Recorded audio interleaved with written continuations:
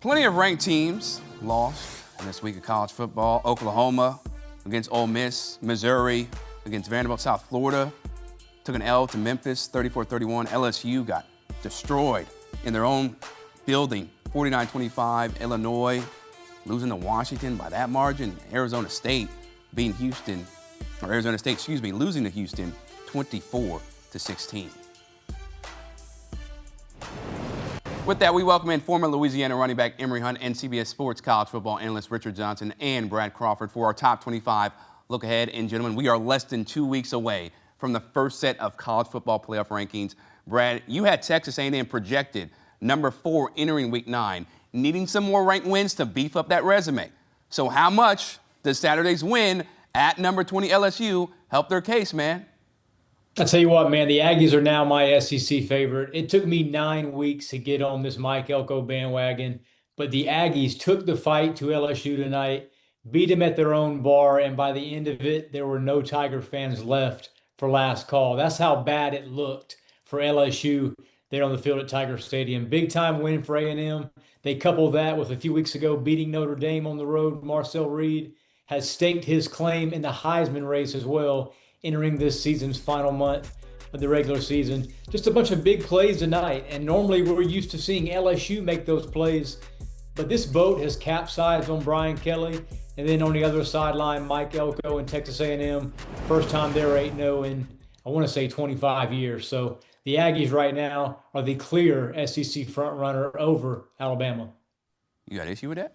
No, one of the things that I appreciate about Brad is just because you win a game like Alabama did today does not mean you get to stay where you are. He changes his rankings based on new information, which is fair. We wanted to see, could A&M do something like this, go into a road spot, hostile environment, walk into the trap, take over the trap. That's exactly what they did, and Brad ranked them accurately. I love that. Yeah, I love it too, because when we watch these games, there's only 3 teams that look different than everybody else. It's Texas A&M, it's Indiana, and it's Ohio State. Those 3 teams look like they're going to be in the mix in the end, right? So I like that he ranked these guys, moved them up, because, again, something they haven't done since Shanice dropped I Love Your Smile in 1992. Come on, so man. My favorite I don't know nothing about that. Right. Nothing about that, I was boy. born right there, man. Barely born. I'm the oldest cat up here, but I had to bring it back there. But this is a great Texas A&M team. Offense, defense, special teams, physicality, mentality. I'm all for what Brad got these guys ranked. You know who's another really good team? Vanderbilt, okay? Number 10, Vandy. They beat number 15, Missouri,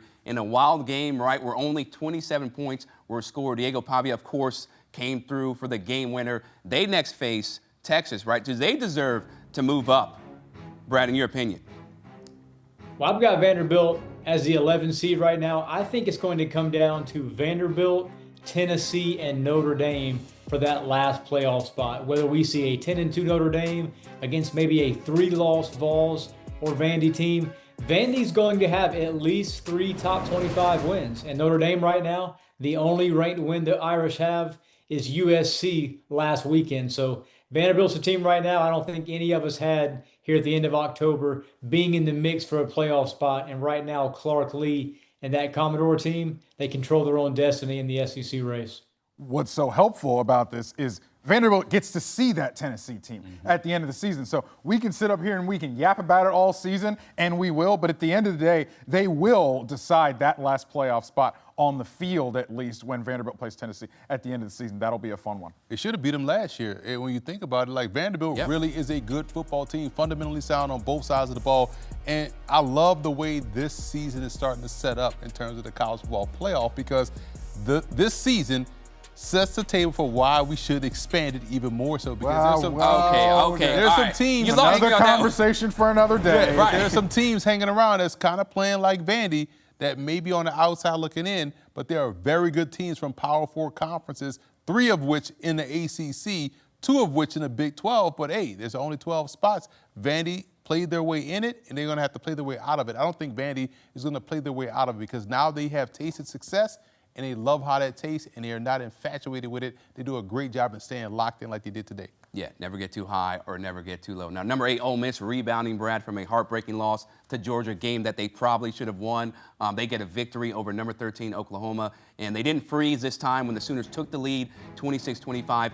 Any chance, like, what do you think about their chances to move up and seeing them as a really top-tier contender?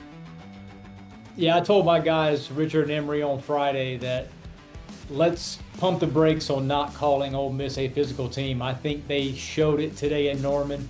It's a game that Ole Miss needed to have. We said a couple weeks ago that the 2 ranked teams left on this schedule, Georgia and Oklahoma, as long as Lane Kiffin's team split those matchups, they would make the playoff. Now it looks like Ole Miss has a grand shot at being 11-1, missing out on Atlanta and still getting an at-large spot, potentially a first-round home game. So I do think Ole Miss, if they win out, finish 11-1, have a couple ranked wins, and if Tulane wins the American, then that win Ole Miss had over Tulane in September looks even better here a few weeks from now.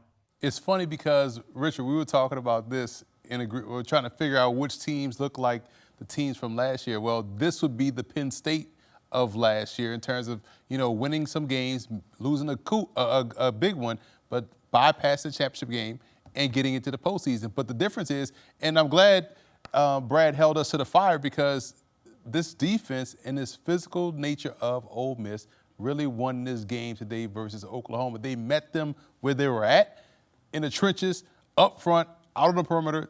And before the game got wacky late, this defense for Ole Miss really was controlling how they were in this game, and they ran the ball rather well. They out-physicaled Oklahoma today. Yeah, it was nasty. I mean, it was a nasty game. It was nasty weather for most Yep. of it. It was sort of a mucky, grimy game that I didn't know if Ole Miss was actually built to win that game. I didn't know if Ole Miss was going to hold up front with their run defense against what OU could bring to the table. But no, they did enough to get the job done here. Yeah, absolutely.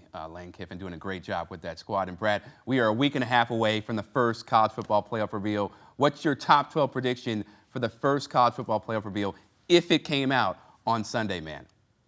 Yeah, if it came out on Sunday, I think the number 1 team is undoubtedly Ohio State. They would get all of those selection committees' top votes right now through week 9. Texas A&M is my new projected SEC champion. I think they would be the 2 seed. Then you have Indiana and Bama rounding out the top 4. And the first round games, man, just some awesome matchups. 9-8, Ole Miss, Oregon, Memphis, Georgia Tech. And Memphis is the new G5 favorite now that the Tigers beat USF.